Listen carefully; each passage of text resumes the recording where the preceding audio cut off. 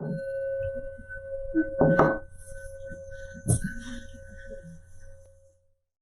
name is Jason Murphy, and I'm a teacher here at Against the Stream. Welcome. Glad you guys are here. And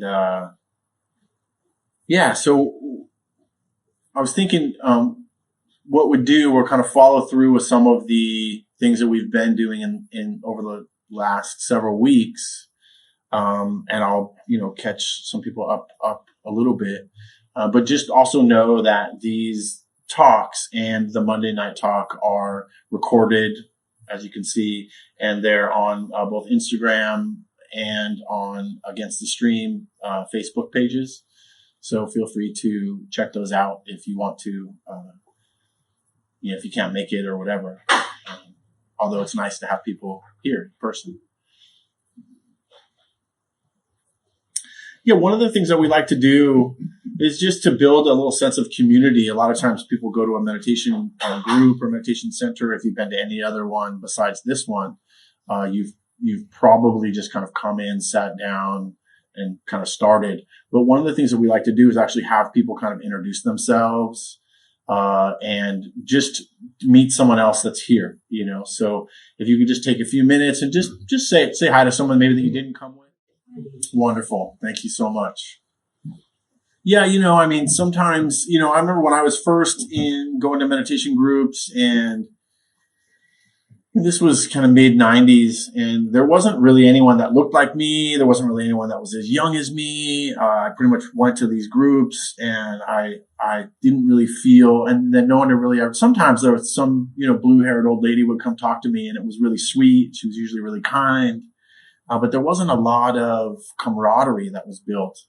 And sometimes this practice, the meditation practice, and even just life can feel isolating, can feel lonely, And so one of the reasons why we really enjoy having people come and participate as a group live is so we can build that. We can build some community. We can support each other in this practice. Yeah.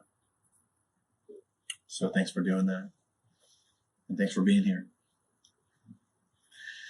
So we're going to continue on the theme of sublime abodes or the sublime states. And over the last few weeks, I've kind of been moving through what are called the sublime states, or sometimes we call them the heart practices. And, there's some different thoughts about the heart practices and how they can really affect change in our lives. And there's similarities and the differences between what we call the wisdom practices, which can be mindfulness, concentration, inquiry practice, and what we call the heart practices, which are, as we've been talking about, loving kindness, or sometimes it's called metta. So metta is like the Buddhist phrase for loving kindness or I like to call it positive regard. This idea of developing positive regard within our own hearts, within our own minds, and then also positive regard in the world. And then we've been moving through. We also talked about karuna or compassion. Again, this same kind of concept of utilizing these heart practices or this compassion towards our own suffering, towards the suffering that we experience in life, and also towards the suffering that others experience, or that we see, or that we come into contact with in the world, whether that be, direct connection, direct, contact of knowing others, family members, loved ones that are going through some kind of hard times or struggle, and, or, kind of globally, or, on whatever, on Facebook or in the world. So this idea of kind of learning to hold our own suffering, our own challenges, our own difficulties with life, with a sense of kindness, with a sense of understanding, and then also learning to build a capacity perhaps to be able to hold other people's suffering as well without having to fix it or change it or make it go away. So often when we experience suffering, I don't know about you, but when I've experienced suffering, which is, there's been various levels of me experiencing suffering in my life. It's often, I had a habit for a really long time of just complete avoidance, like shutting it down, like I'm not experiencing this, just complete denial. And then, some kind of distraction, some kind of pleasure seeking, usually with drugs or alcohol or sex or internet or, and I still, some of that is still, drugs and alcohol, absolutely not for me. So that's a choice I made. Well, actually a choice the Santa Cruz County Probation Department made way back when.